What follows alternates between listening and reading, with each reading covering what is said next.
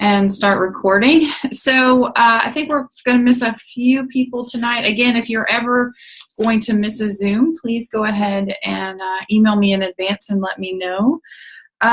Okay, so our agenda for today is we are going to, I'm going to spend a few minutes at the beginning of class trying to clarify the optional extra credit briefs and presentations versus the graded briefs, and talk about expectations for the abstract and stuff like that. I know many of you have already submitted that. If not, that is due today.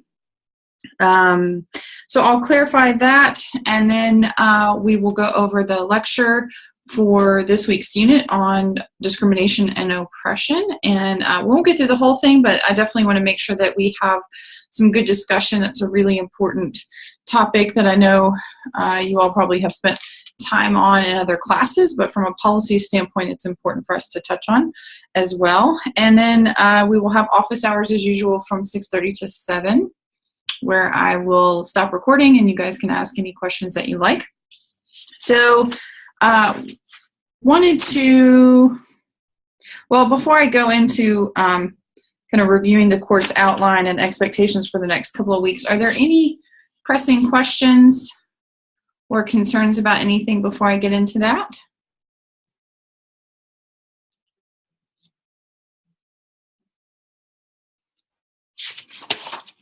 Nope. Okay, I will go ahead.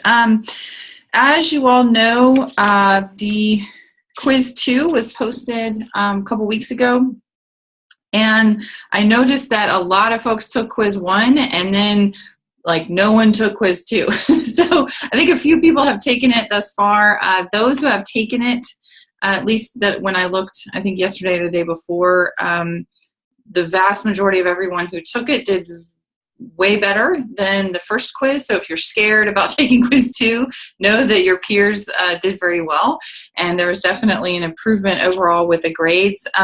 If you've had, I had quite a few questions for quiz 1 and not as many questions for quiz 2, which may just be because of the fewer number of people who have taken it. But please continue to send me any questions or concerns about the individual quiz questions. Again, I do review those en masse. If there's something that I can respond to in the moment, I'll go ahead and do that. But most of the time, I won't be able to evaluate the quality of the responses until everybody has submitted their quiz, which oftentimes is not till the very end of the semester. So sometimes you may see that you'll get some points back because I've thrown out a question or something like that at the end of the semester. So, but please don't wait. If you have questions, go ahead and send them to me now, and I keep track of those. Okay, policy abstracts, those are due today, so please go ahead and submit them if you have not done so already. I'm going to ask you all to do me a favor just for organization standpoint. If you've already submitted them, please go back and don't redo them or anything like that, but just please add a note in the comment box that tells me whether or not you are doing the extra credit. And if you are doing the extra credit, please tell me in the note if you are doing the same bill or a different bill. Because I think what's going to happen is when I start reviewing those, it's going to get confusing for me between the abstracts that are going to be attached to the bills that you submitted for the optional extra credit versus what's going to be graded in April. So I want to make sure that we all stay on the same page about that. So if you can just go back and add a note if you've already submitted it. If you haven't submitted it yet, please make sure to do that today. I think the deadline is 10:59 p.m. Central Time, so you'll have a little bit of time after class in order to get that done. And the policy abstracts, just a reminder, they are for your benefit. They're kind of a temperature check for me to make sure that you are on the right track with your bill analysis. It helps me understand which bill you have selected, and just making sure you're on the right track. So it's not graded, but it is sort of part of your overall grade to make sure that you submitted that on time. I will get back with you on those. It'll probably, I have several things due in the next little bit, so it'll probably take me probably a week to 10 days to get you feedback on the abstracts, but that's another reason why I want to know if you are doing the extra credit, because I'm going to prioritize reviewing and giving feedback on the abstracts for those who have submitted extra credit, because we have a more of a timeline issue that we're dealing with those. So I will be prioritizing those. So please make sure you go in there and leave me a comment about that. I also will be getting your feedback on your CTE number 2 that you all submitted. I'll be getting your feedback probably this weekend, so you'll have some time to look at those and make any adjustments as needed before you submit CTE 3, which that is also due on February 28th, so a week from today that is due. So I have lots of feedback that I owe you, and we'll get you all that as soon as I possibly can. Okay, so I am going to attempt to clarify some of the. I've definitely received a lot of questions about the optional extra credit versus the graded extra or the graded brief and things like that. So just a disclaimer: this is the first time that I have set up the course outline and the assignments this way. So this was a bit of an experiment for me, and it makes the way that I actually spent a lot of time trying to make it make sense, and it makes sense because I was actually expecting a lot of students to be competing for the policy poster, and what we've wound up with is a lot of students who want to do the extra credit and very few students who are doing the policy poster. So it has So the timeline of everything, I'm realizing, has probably been really confusing because it really is targeted for those people who are doing the competition for the policy poster. So I have realized in real time that some of you are going to be planning to submit the brief on February 28th for your optional part of your optional extra credit, but that's also the same brief ultimately that you will be submitting on, let's see, April 4th for a grade. So it puts me in this weird, and you all in this weird position of essentially grading something for extra credit that you're actually going to be doing for a grade, which doesn't make sense. And as I said, it makes sense if you're doing a different policy, but most of you are going to be doing the same policy. So what I have decided to do is essentially allow you all to, go ahead on that same schedule and submit the policy briefs, because that's what I've put in the outline. But if you are not competing in the policy poster, I'm really not going to spend as much energy looking at those for extra credit, because you're going to be, it's not really fair for me to read those, give you feedback on those, and then allow you to submit them for a grade. So basically you can kind of submit a draft. I will, kind of take a look at it, but I will be focused mostly on the extra credit policy presentations, which are due the week of March 7th, and I'll talk about those more in a minute. So I know that didn't make a whole lot of sense, so I'm going to repeat myself so we are all on the same page. So if you are doing the optional extra credit, you may submit your brief on February 28th. But I'm not going to essentially assign your extra credit based on that brief, because you're going to be submitting that brief for April 4th for your very final and graded brief. So the main focus and what I will be kind of focusing my extra credit points on is going to be the policy presentation, because that's truly going to be extra work. And so I don't want to make it unfair and give you feedback on the briefs that you're then going to turn around and be graded in April. So I'm going to stop right there. I feel like that probably still wasn't really clear, even though I am trying to clarify this. So let me pause and see if there's any questions, and maybe by asking questions we can help to clarify more. So I know a lot of y'all are in this boat, so. Okay, I need to move because my child might start screaming. For the policy brief, that is the 2-page poster that we've seen the example of. It kind of looks like it's not a poster though. There's a 2-page brief, and then there's a very large poster, and the poster does not apply to you at all unless you're doing the competition. So if you're not in the competition, just ignore the poster. Okay, so for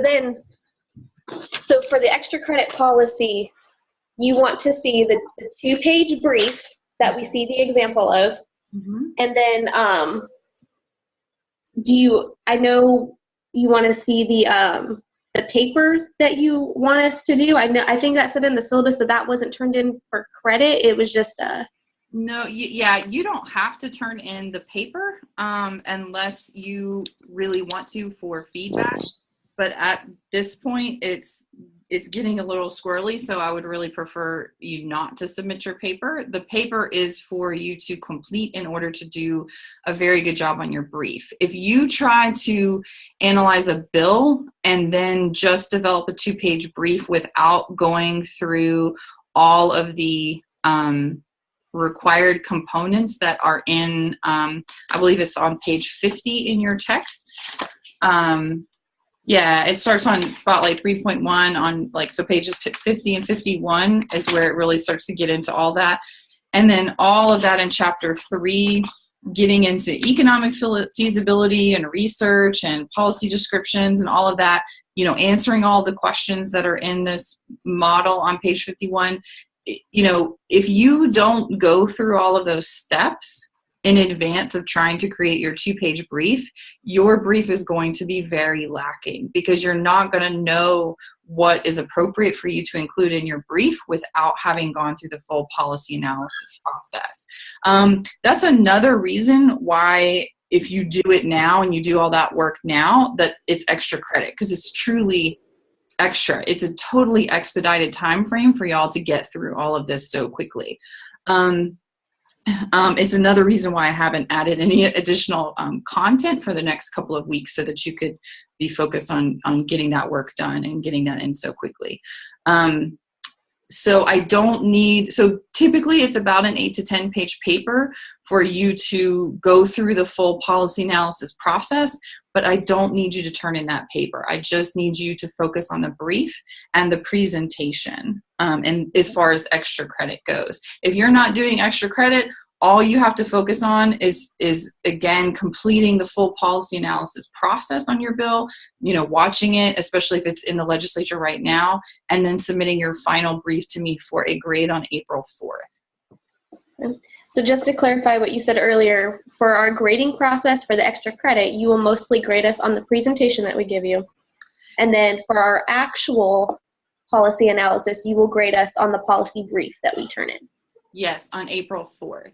And you can use the same policy for the extra credit and the grade, which is why I'm going to focus on grading for extra credit your presentation. The brief will be helpful. It also will be very helpful if you're doing a Tennessee specific bill, and especially if you plan on going to Day on the Hill on March 20th. Having those briefs in hand will allow you, you can go and meet with your legislators, and you can, that's really, you're not going to be handing them a 10-page paper or a PowerPoint presentation, but that's why the 1 to 2 page brief is perfect for actual real-time legislative advocacy with your representatives.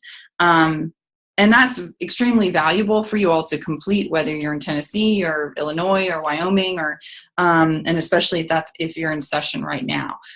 So what I plan on doing is for extra credit, if you submit your policy brief next week by the 28th, I will look at those and I will just kind of give you a kind of a pass fail. I will just sort of look at it to make sure that it's, on the right track. But I don't want it to be unfair for the other students that are not going to have the opportunity for me to give feedback on that specific brief since you're doing the same bill.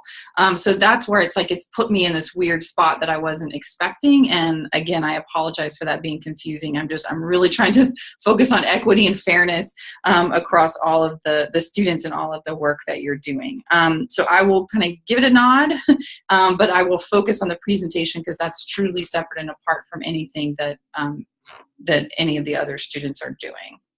If you are going to be focused on the policy poster presentation, policy poster competition, we are going to have to do all of those, and I will give you feedback on that because that's something that's even more work, and all of that will be incorporated into this extra credit piece. On Canvas, yes, I was just trying to look through it, and I was in the module section, and I'm not sure if I found the example of the 1 to 2 page policy brief. So they're in the, let me share screen because that'll make it easier. I actually have all this pulled up. Okay. So it's all under, I think, general course information and assignment instructions. So that's where everything lives. So you have your CTE info, and here are your policy brief instructions. So here's the policy brief outline and rubric for your April 4th graded brief. Here's a policy brief sample that applies to both the extra credit and the graded brief. And then here's the sample policy poster abstract. I can see now why that is confusing. I guess this should actually be, oh no, never mind. This is the abstract. Yeah. So this is a great example for what is due today. Right. But I think the policy brief sample right above it, that when I click on it, it's a poster. Oopsie. No, it's not a poster. This is so that's what our policy brief is going to look like that we turn in on April 4th. Yeah, see, it's 2 pages. Yeah. Oh, okay. So okay. Yeah.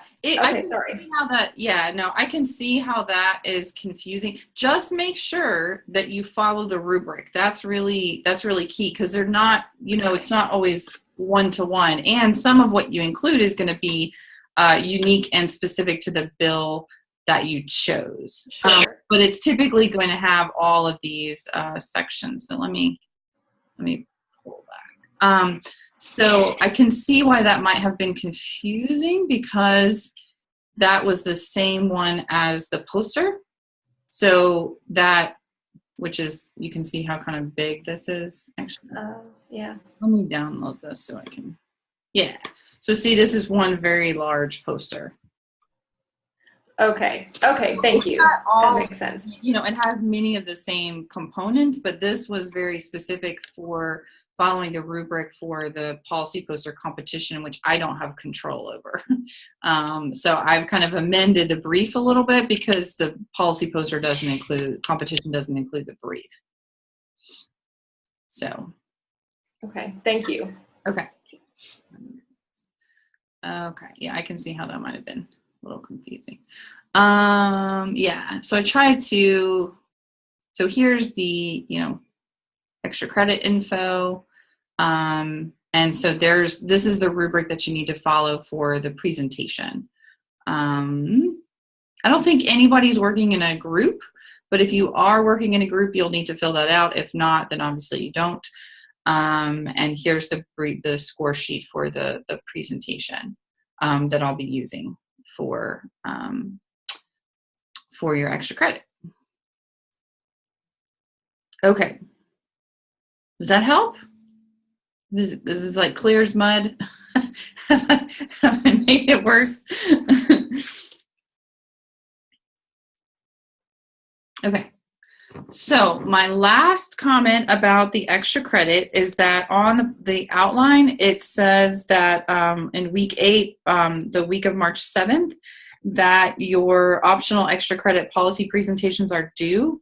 So what's going to have to happen there is that if you are participating in the policy poster competition, it's actually going to need to be due before that because of the dates that I was notified that we're going to have to speed up that date. But again, I think that only applies to a few of you, and I'll contact you individually about that.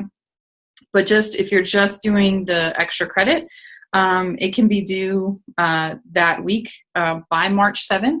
You can schedule a time with me to present live, or you can record, just use Zoom to record your lecture and then send me a link to your recorded Zoom. So either way, it has to be scheduled that week, or you can send me a link to the recorded Zoom. So you have two options. So you'll just need to email me and let me know what you choose, and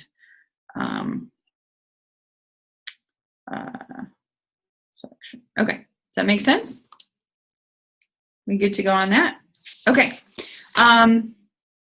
So focusing on the course outline, just clarifying a few more things just about our schedule. You have probably noticed, and hopefully this comes to some relief, that you have several weeks of a break of new content.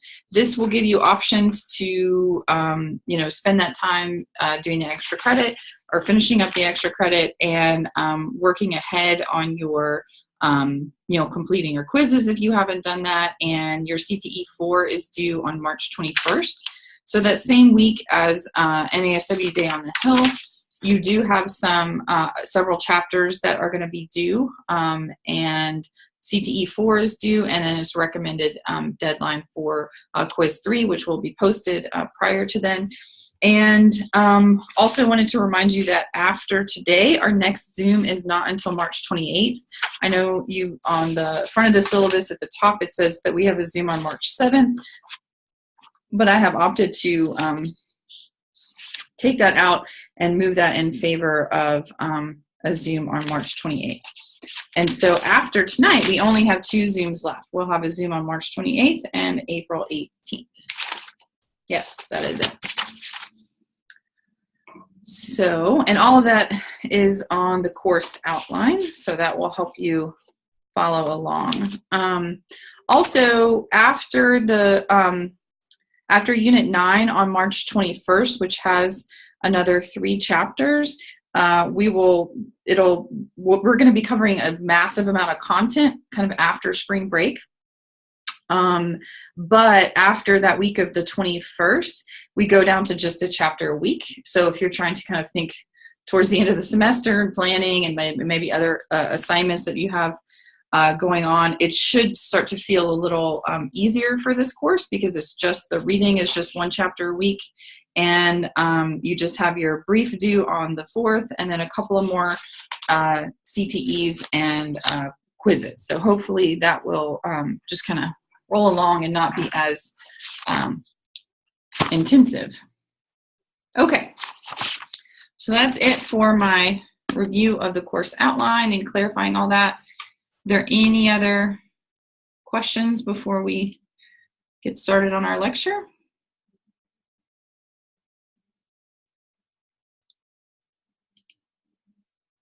Okay, so I would like to make sure that we have, let me close. I really wanted to have some good discussion with you all and really get your feedback on what your thoughts were for this reading. I know I have posted a number of additional resources for this unit. You all can review those as you are able. And then there is a really great couple of videos that are posted that you will be able to review. They're associated with this unit, but they're really relevant to a lot. So I have a note in there about, if you can't do that this week, just, sometime in the next couple of weeks when you don't have any new content, you can go ahead and take some time to review those as well. Okay. So I absolutely love this quote by Desmond Tutu. It says, "If you are neutral in situations of injustice, you have chosen the side of the oppressor." And I would love to get your feedback on this. You have probably heard other folks besides Desmond Tutu say this or refer to this whole idea, or maybe even seen it on memes and Facebook. But would love to get your feedback on this. What does this mean to you?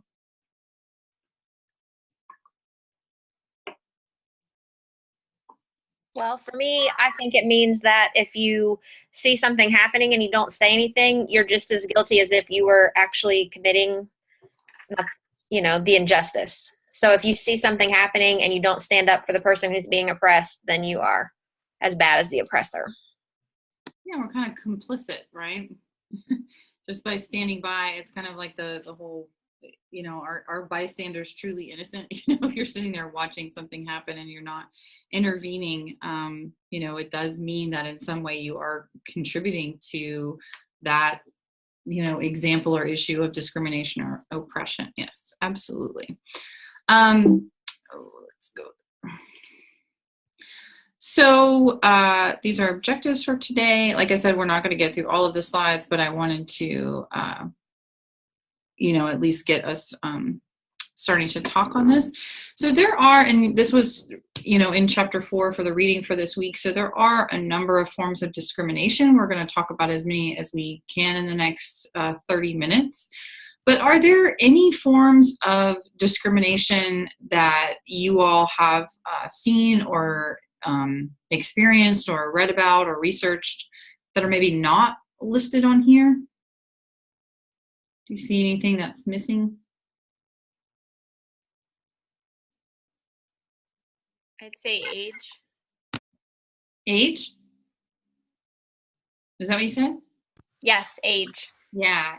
And that is listed at the bottom, but it's absolutely. Sorry, I missed that. No problem. I know it's looped in there. That's kind of a catch-all, but yeah.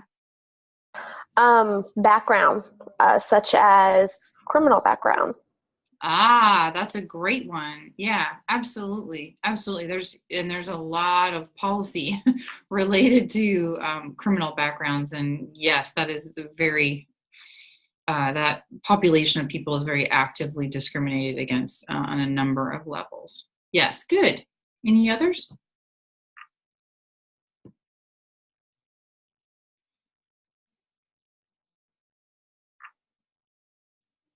So one of the things I wanted to just point out about this, and again, this is, I'm sure you all have, you can, this is kind of self-explanatory, but I did want to point out that there are forms of discrimination that are based on, physical attributes of a person, but then also that, you could see, but then also attributes of a person that you can't see. So it can be very, very much a slippery slope. And you can definitely, when you start thinking about somebody's status, like you can't look at a person necessarily and say that person has a criminal background, or necessarily look at a person and say what their sexual orientation is. And you might assign a gender to somebody that might actually not be the gender that they identify. So there's lots of things that are on here that are just extraordinarily subjective. Some things are objective, like, you're kind of born where you're born. That's not something that you can necessarily make up. But a lot of these are things that are, things that people choose, like, your religion, things like that.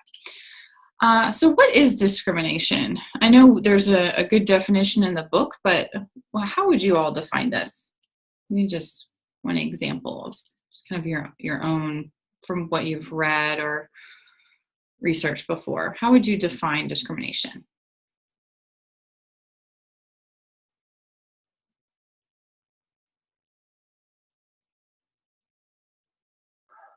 I would use a word of ignorance. That's something that I would put into the definition of discrimination. So, and why that? Tell me more about that. Because like when African Americans were discriminated against, well, not were, they are too still today, but when slavery, I can't remember where I read it. Maybe it was this chapter, that there was something in the Bible that they committed a sin and therefore deserved slavery. I can't remember if I read that in my cultural class or where that came from. Yeah, it was in the text. It was talking about being descended from Ham. Yes. Was that this? Yeah, that was in this chapter, yeah. Okay. So yeah, so that And that was just an arrogant way of thinking. Or like where the tests of syphilis were conducted on African American men taking advantage of their education. They thought that they were uneducated and that they were promiscuous, so that was why they had syphilis, and that was just us being arrogant. Mm-hmm. And us infecting them with syphilis. Yes, that too. It's ridiculous. So yes, yeah, good examples. So there's definitely certain amounts of ignorance and arrogance that come along with discrimination. Any other definitions you want to share? When I think about discrimination, a very simple definition is just that it's treating someone differently based on a prejudice that you hold. Mm-hmm. And usually, and almost always, those prejudices are ignorant, like Courtney said, or they don't have any real objective reason for holding that prejudice. There's not a good reason for having it. It's just fear or ignorance or rumor or something. Yeah, that I think that's a really good point, and it reminds me a lot of writings by Ta-Nehisi Coates and quotes that I've seen from him and others, and oftentimes I think about this. The importance of language is really, really important when you start to think about these things, because so much when we talk about discrimination or talk about racism or talk about sexism or oppression or violence against women and things like that, it's so much of the language is focused on the one who is being oppressed, or the one, essentially the victims of discrimination or the victims of violence or the victims of racism or sexism, as opposed to the language being focused on those who are committing the oppression. For example, if you look at violence against women, we have an entire act at the federal level called the Violence Against Women Act that is totally focused on women. When in reality, and so there's, funding and resources for services and programs and collecting data and evaluation, but there is not a focus on maybe a little bit in there, but the focus of that policy is on women being the victims, not on men or other women or whoever is actually committing the crime.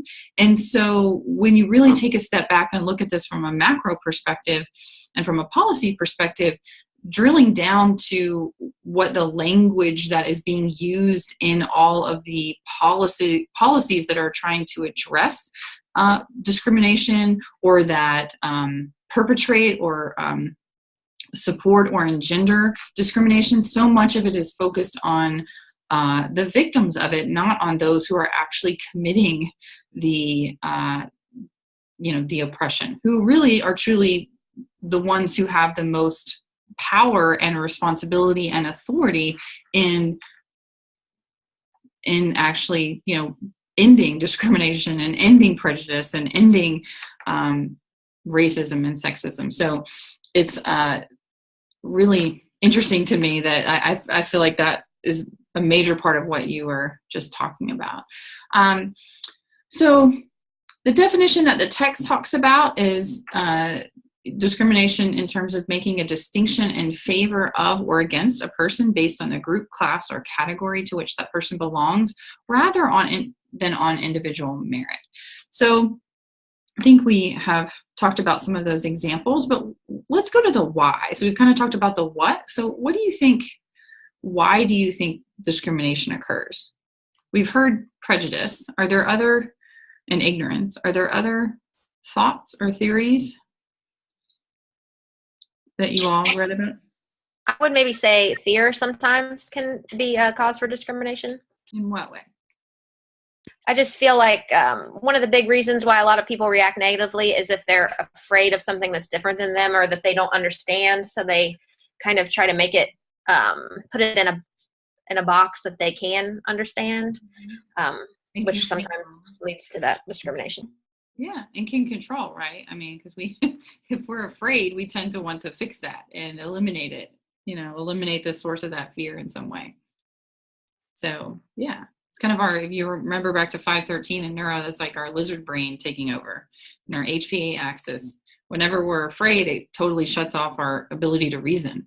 So fear is a really, really, really effective tool in essentially manipulating people because you're not really thinking. So, you're really reacting. You're not being proactive. You're not, thinking about things in a thoughtful and a critical way. So what does the text say? So there's a couple of theories I want to touch on just quickly about what causes discrimination. So I wanted to get your thoughts on this. So one of, this whole idea that, fear may cause it, that actually is a little bit related to this frustration aggression hypothesis, which is talking about forms of aggression that are activated when an individual need is frustrated. So essentially, an individual wants something and they can't have it. So what happens is that then there's this perception that that someone else is responsible for their need not getting met, or their need being kind of frustrated. So weaker, quote unquote, weaker minority groups are often an easy and safe target for this misplaced aggression. So can you all think of examples of this?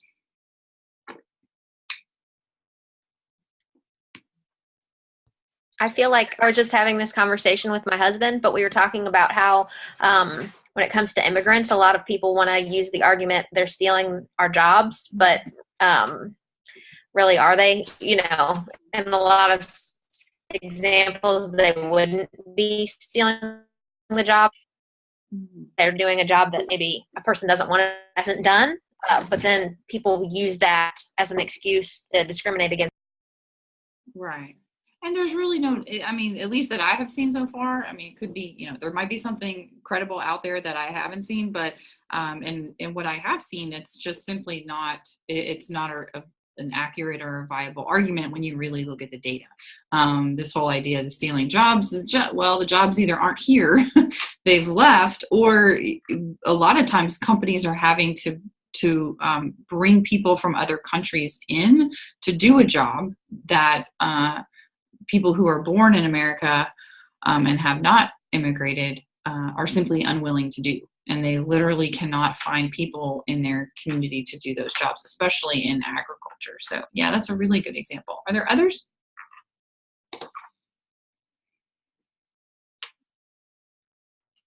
I think the transgender population is a good example, because just depending on what people believe, they might say that, well, you're born the way that you're born, and they would attribute being transgender to having a mental illness instead of accepting that somebody is who they are, and that's not necessarily defined by what they look like physically. Mm-hmm. So what would be the individual need that you think is frustrated in that case of someone who might be discriminating against someone who is transgender? I think it's just that I think people can have a need to not, I don't want to get into like religion and God, but I think part of it might be that they, people are made the way that they're made. If we're talking about religion, that, God, gave you certain genitalia, so that's what you should be, and trying to not being able to reconcile that might be the frustration. Mm-hmm. Yeah. So yeah, and you kind of want people to fit into a box, right? And in your mind, there's only two. There's male and female. So anything that doesn't cleanly fit in that box, despite what science, what we understand and what we understand from human development, as we talked about in 513 last semester, that we simply know that being transgender is actually a very normal or natural part of the, gender continuum that exists. That has nothing to do with, the binary nature of gender is definitely a social construction. Okay, so let's keep moving on. So a couple more theories, the normative culture and economic theories. So the normative culture really, we probably see this one pretty often, especially because it's focused on socialization. And this theory says that discrimination rewards those who conform. And so because of that, society teaches us to essentially teach our children and raise our children, or we have policies that are in place that are as a result of societal pressures to conform that essentially engender discrimination. So basically, this whole idea that we're taught, it's not a natural thing. It's about cultural norms that society kind of puts down on us. So I think pretty much almost every form of discrimination could fit under this in some way, shape, or form. Economic theory is about dominant groups discriminating to maintain economic and political advantage. We certainly see this a lot. And this one is really interesting because it talks about how disadvantaged groups can essentially be hit against each other. And there's a couple of examples that are in the text as well.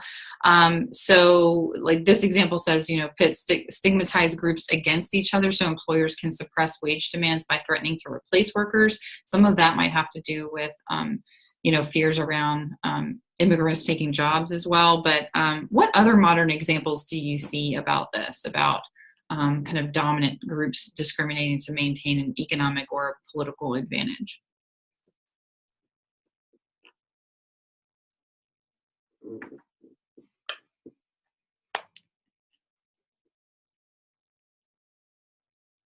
Honestly, I would say the entire class system in the United States is kind of like this. Okay.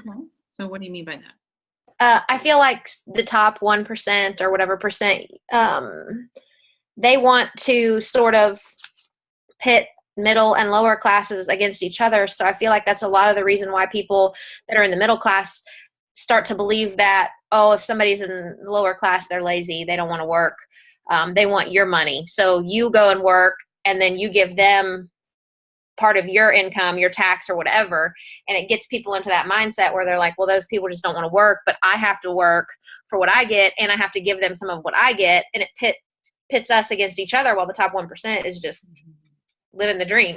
Mm-hmm. Yeah, that's a really good point, especially when you look at things like wage stagnation and you look at economic trends over time, and you see that that the middle class has essentially gotten smaller and smaller and smaller. And so there's fewer people who are able to even be in that whole, like you're saying, in that whole class system.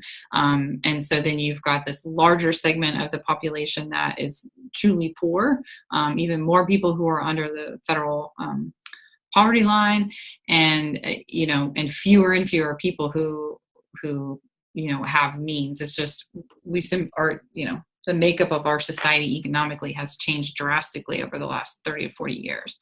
So that's a great example. Are there any others? This one might be a little different, but when they allowed females into combat arms jobs in the military, it did put male and female against each other, because a lot of males were against it because they were talking about lowering the standards for females. And I think that kind of like the battle of the sexes against each other. And created a lot of animosity, and probably does still create animosity for the women who are now in combat MOSs. Mm-hmm. Yeah. And, you can have even higher rates of sexual assault in the military and things like that are just, didn't used to exist when you didn't necessarily have both men and women in the military. So, might have existed between men, but not, at the rate that we have now. And so there's that kind of an unintended consequence there, I assume. And then also as a way to, maintain, power and authority when people feel threatened. And also just, bringing up women in the military is kind of women in the workforce, period.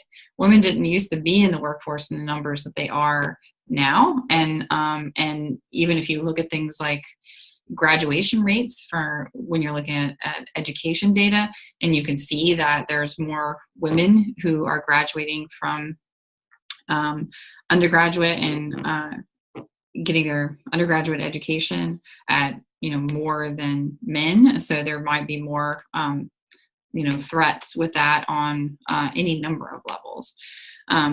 So there's a lot to unpack here. So I'm going to kind of skip this because we already kind of talked about this a little bit, but just to go over a couple of things here. So the data show at this point, with the way that our nation is changing demographically, that by 2050, minority groups are expected to account for about 50% of the population. And so my question to you is, when the minority becomes the majority population, should they still be considered a quote unquote minority? And should things like affirmative action initiatives and things like that continue, or even be flipped? Like, if the point is to increase the involvement of minorities, those policies were developed and governed by when Caucasian people were in the minority or were in the majority. And then if Caucasian people are in the minority, should there still be, because they're now in the minority, should there still be things like affirmative action initiatives? Why or why not? I think it would all depend on whether or not the group that was previously the minority but now the majority actually had any power. I feel like very easily it could happen where minority groups make up the majority of the population, but still a small group maintains the power. So I feel like if Caucasian people become the minority but are still controlling so many assets in the country, that affirmative action should continue, because even if the minority groups are more of the population, they still might not be getting equal access. That's an excellent point. Excellent point. What are some other thoughts? Why or why not?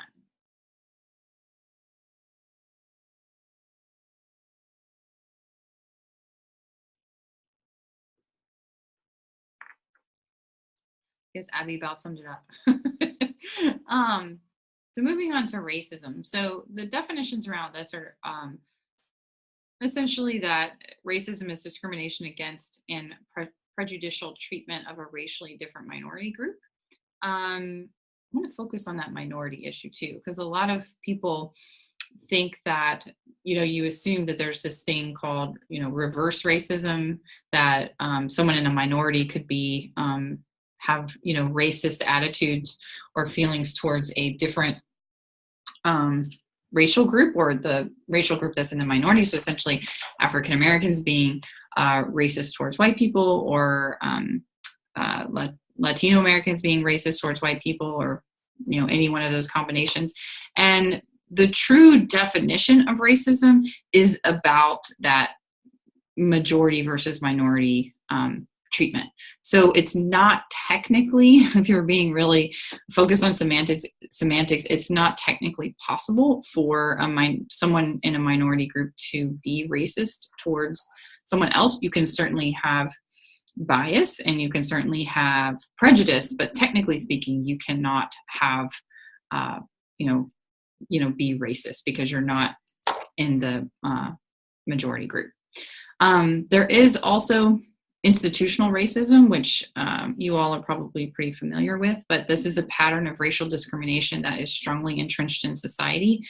There are innumerable examples of institutional racism. Can any of you all tell me some of them?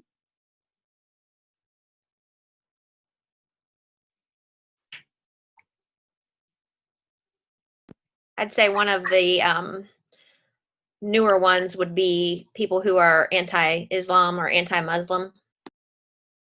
So what is so how is that entrenched in, like, what's the institution there? That might be kind of like a societal norm, but what's the institutional piece with that? I guess I just feel like because it's so commonly believed now that people that are followers of Islam are going to have some kind of terrorist ties because of things that have happened in recent history. So then how do we treat people, how do we treat Muslim people differently then because of that? What's the pattern of discrimination that you see associated with that besides just violence? I would say fear, hate, mistrust. So when we think about institutional racism, when we're looking at the patterns of discrimination, so think about that in terms of, behavioral. So like something that you could measure. It's kind of hard to measure like fear or hate, but you can measure things like, rates of like kind of educational attainment, economic prosperity, owning a business. Like you can kind of measure some of those things. So think about that when we're thinking about institutional racism. So what are some other examples that y'all can think of?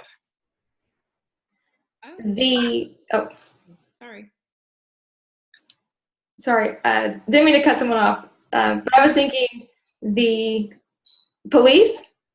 I think there's institutional racism in our policing force as a whole, and also the prison system and judicial system. Yeah, because you can actually look at the numbers around. You look at like our prison industrial complex.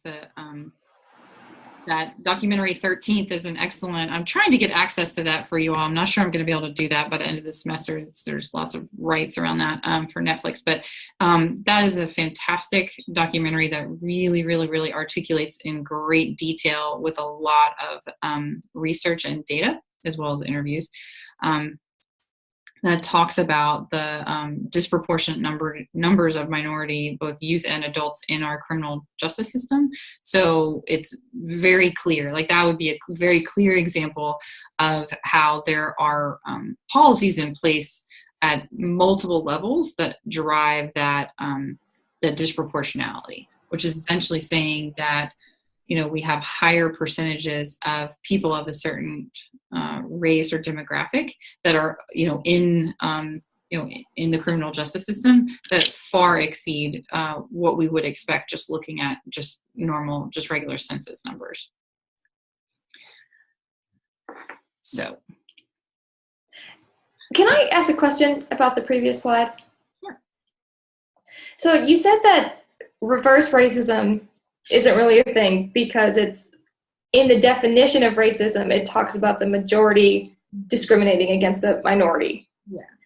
But why is that definition written that way? Because I would think if a minority person discriminated against, say, a white person, that is, based on their race, and that was their reason for it, that seems to be an example of racism. So why do you think it was written like that we, that it couldn't go back and forth?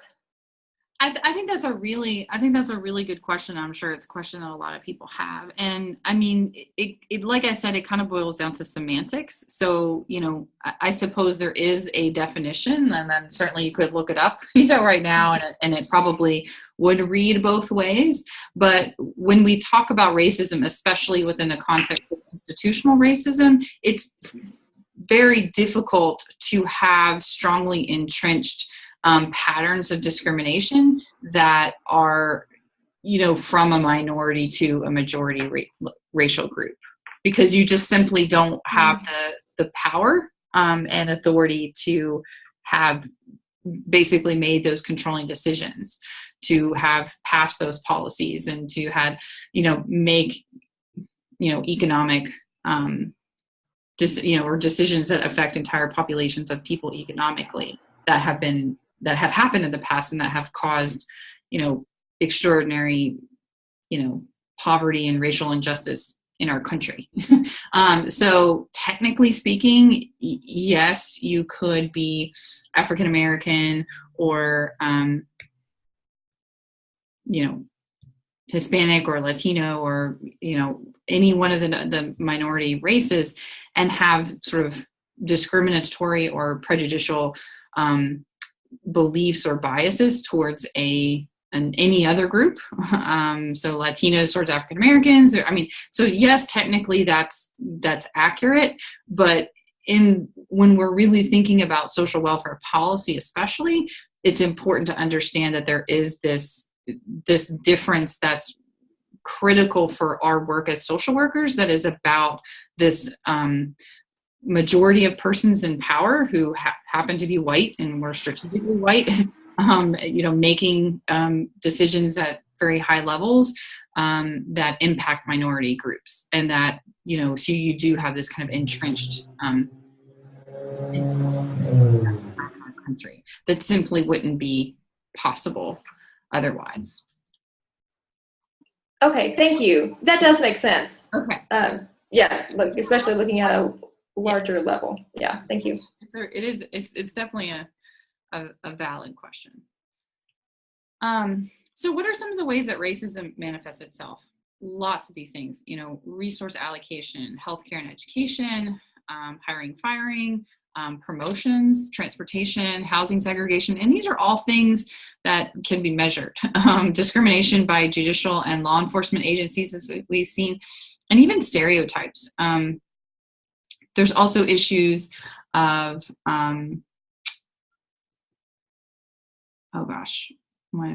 it's getting late, so the example flew from my head. Microaggressions is what I was trying to think, which are really based on stereotypes and things like that. But those are sort of those smaller ways that racism can manifest, as opposed to being, kind of institutional, but can also be extremely impactful for both parties. So are there any other examples that are not listed here that you can think of, the ways racism has manifested itself in this country?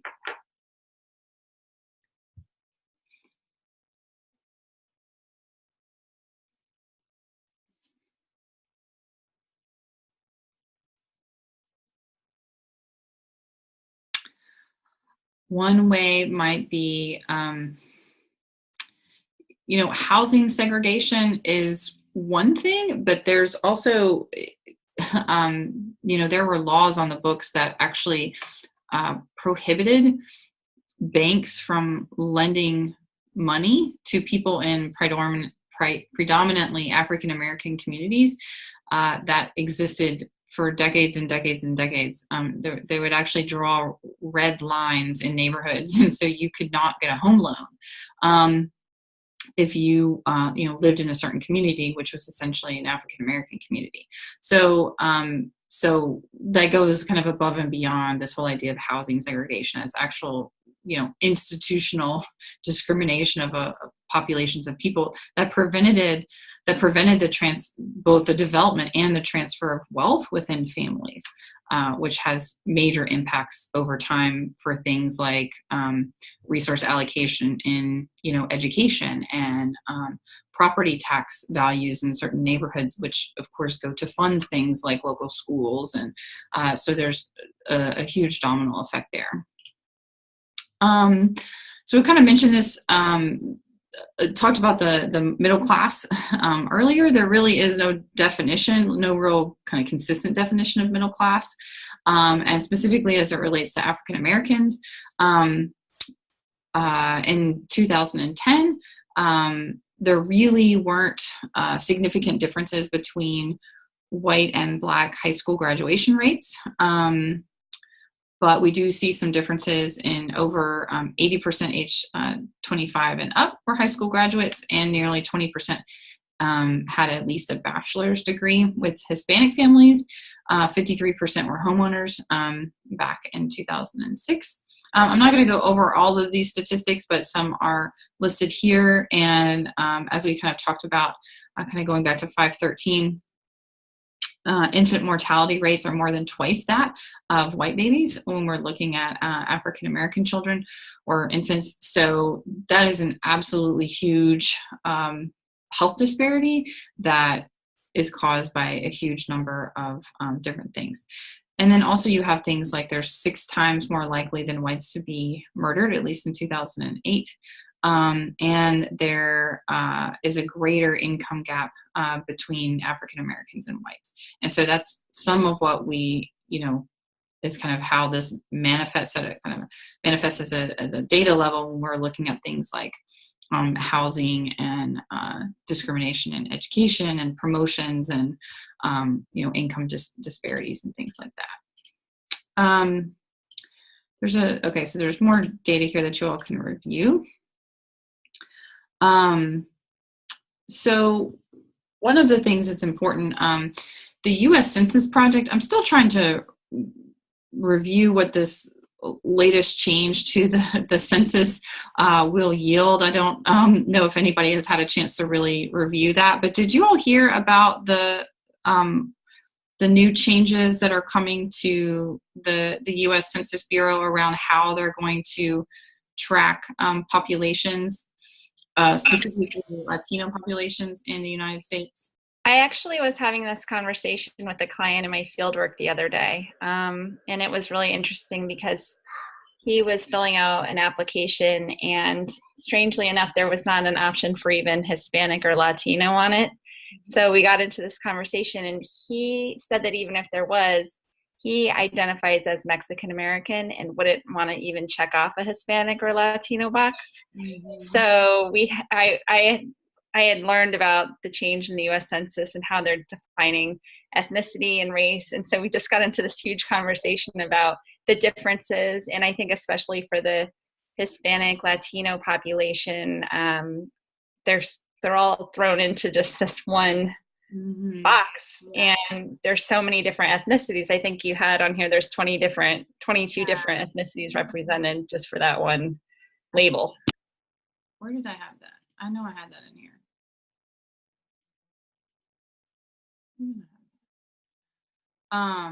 Yeah, it's something like 22 countries essentially. Is it here? Here it is. Okay. Yeah. So when we talk about quote unquote Hispanic Americans, it's such a catch-all, and really is, it's a real disadvantage when you're talking about cultural identity and and where you come from. But 67% of Hispanic Americans, or those who are considered Hispanic, based on our kind of U.S. Census, are from Mexico specifically. So there are high poverty rates linked to lack of educational attainment, and 21% had not completed high school. So, but this whole idea of kind of coming from 22 different countries, the way that, and like I said, I'm still trying to figure out exactly what it's going to mean, but essentially what it sounds like is that fewer people who truly would consider themselves Latino or Hispanic are going to be counted as essentially as white. And so that's really going to skew it's just going to create very inaccurate data that's coming out of the U.S. Census Bureau. And this change that was made at the presidential level is totally against all of the recommendations and essentially 15 years of research done by the U.S. Census Bureau as well as other agencies. So it's not a data-informed or evidence-based decision by any means, and it truly is a political one, and it's highly unfortunate in terms of being able to actually have realistic and reliable data. And if it doesn't sound like a big deal, we just know that all the way that taxes and resources are allocated are totally based on population at the state level. So we get like our Medicaid match and all of that kind of stuff. I mean, it all tracks back to U.S. Census data, so it can make a huge difference in how resources are allocated, and just simply, how we know for things like population level health. It's going to be very difficult when those waters start to get really muddy. So that will be an interesting change to sort of see how that manifests, and I imagine will have really large unintended consequences. Okay, well, we are a little bit over time and running into our, there's one other one I wanted to,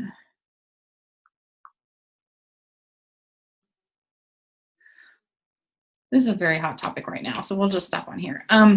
So last question, group question for the day is, going back to the Immigration Act of 1990, it did favor highly skilled applicants gaining entry into the U.S. So as part of that vetting process for immigration, our country decided from a policy perspective that we really wanted to prioritize highly skilled folks coming from other countries. And in 2017, the executive order from President Trump banned people just entirely from 6 predominantly Muslim countries from entering the U.S. So it wasn't looking at things like highly skilled applicants. It was just saying, these 6 countries, period. So what criteria do you think the U.S. should use to make immigration decisions? This is a very complex and very controversial issue, and it's definitely worth thinking about critically. I think I'm biased about this, and I have a lot of reasons that make me biased. It's good to own your bias. Because I was in the military. I was in the military, and I went to Afghanistan, and I am very biased, and I can't help it. I dealt with the Taliban and everything, and I can tell you that's where it comes from. And so when he banned that, I felt. So I knew a lot of the interpreters, right? And the interpreters, some of them were working on their citizenship for the U.S. because they wanted to come to the U.S. to get more education and to just live here. And a lot of them told me that if we were to ever fully leave there, or they were to lose our support, that the Taliban would kill them because they supported the U.S. Mm-hmm. So I thought when President Trump did this, I thought about those people. And I hoped that the ones that I knew and became friends with made it to the U.S. before this came into place. And I hope none of them that I knew were executed by the Taliban. So, but then I look at Europe and how Europe allowed all these immigrants from Syria, because Syria is that is just a horrible situation in itself. And I could see people wanting to leave there. But there were so many incidences in Europe, and a lot of those were due to immigration. And I can only imagine if that happened here. So I feel like it's a double-edged sword, that there really isn't a right answer, because you could let somebody here who is highly skilled, but they have an ulterior motive. And how are you ever going to figure that out? And, our primary focus is to keep our country safe. And I don't think there is a right answer to that, with all the biases and looking at other countries and what they experience. Mm-hmm. I think you take a little bit of consequence with it, whichever you choose. Right.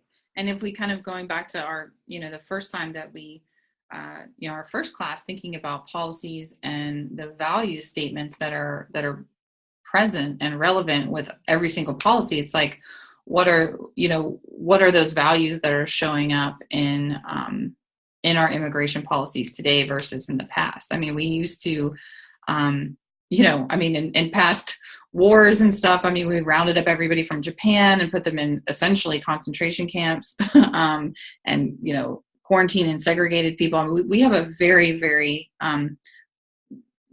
I would say, objectively ugly history when it comes to immigration in the United States, as well as a kind of a profoundly hopeful one when you kind of go back to Lady Liberty and, just kind of welcoming everyone, and that our country is, built by immigrants. So it's one of those issues, I think, kind of gets to the core of who we are as Americans, but despite that, we fall on so many different sides for this, because of so many different, personal values, religious values, political ideology. So it's very complex, and perhaps you're right there's certainly no easy answer, because there are so many biases out there. What are some other thoughts on this? What criteria do you think the U.S. should use to make immigration decisions?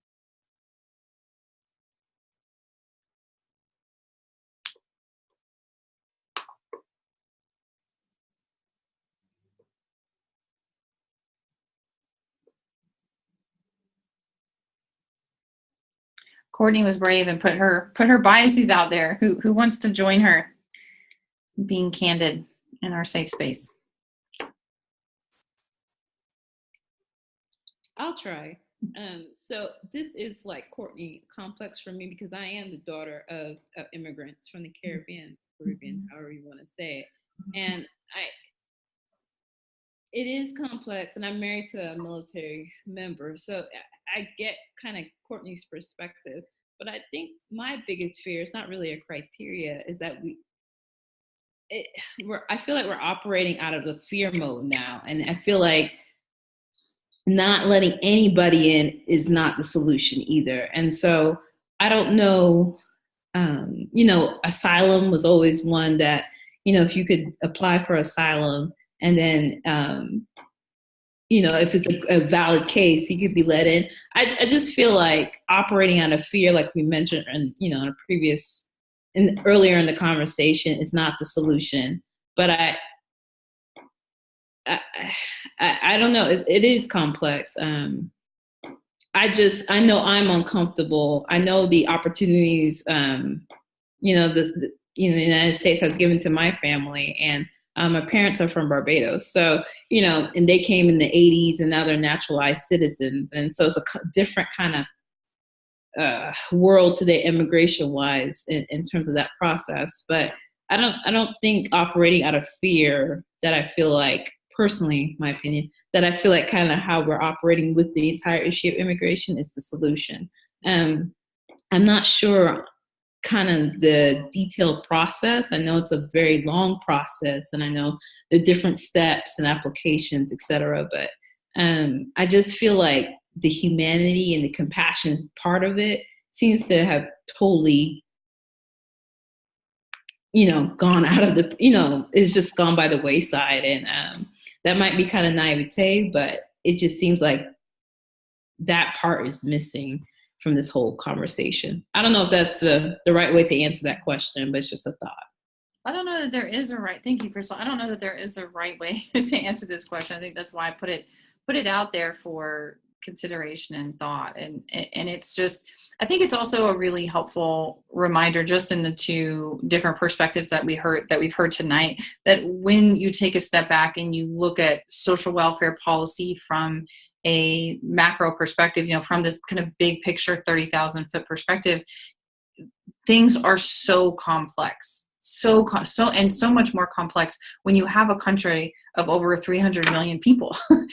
So whether you're talking about immigration and the lack of humanity that's present, which I think makes sense, especially even if you just take out this last executive order, you could just look at our current immigration system, and there's not a lot of humanity in it. I mean, it's very, very challenging. People are on lists for a decade, and then they get punished, and they were trying to do everything right, but then it just takes so long because we just don't have the resources to essentially process everybody. So you just wind up kind of languishing on all these lists, and your visas run out, and it just gets very, very complicated. But it's not just immigration that's complicated.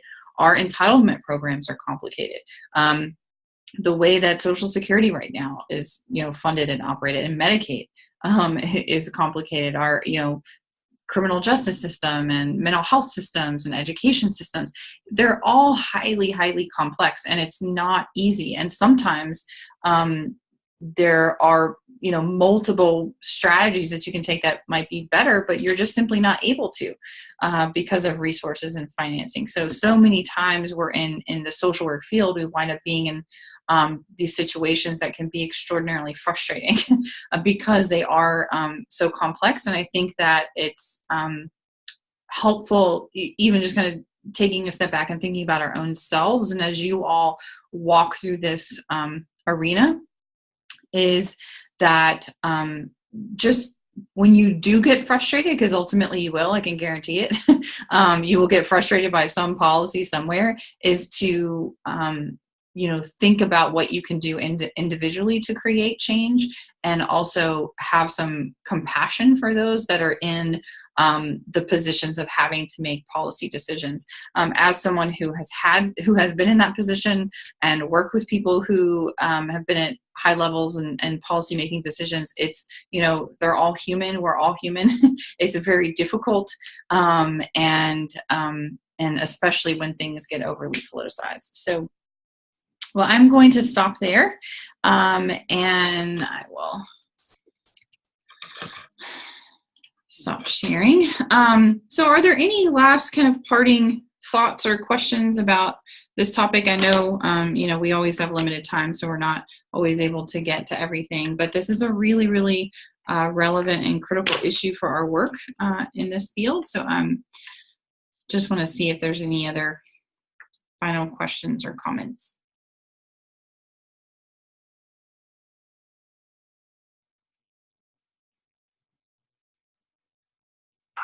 What was the Netflix show that you were talking about that went into? It's called 13th, and I am trying to get us access, and I may just I'm trying to get us access for 12 under the criminal justice system. But it's absolutely fabulous. It's just called 13th, about the 13th Amendment. My child's dramatic. She's almost 2. No Is it on Netflix right now? Yeah. It's Okay. actually, I think it's from 2016. But it's highly right. I think what I might have to do is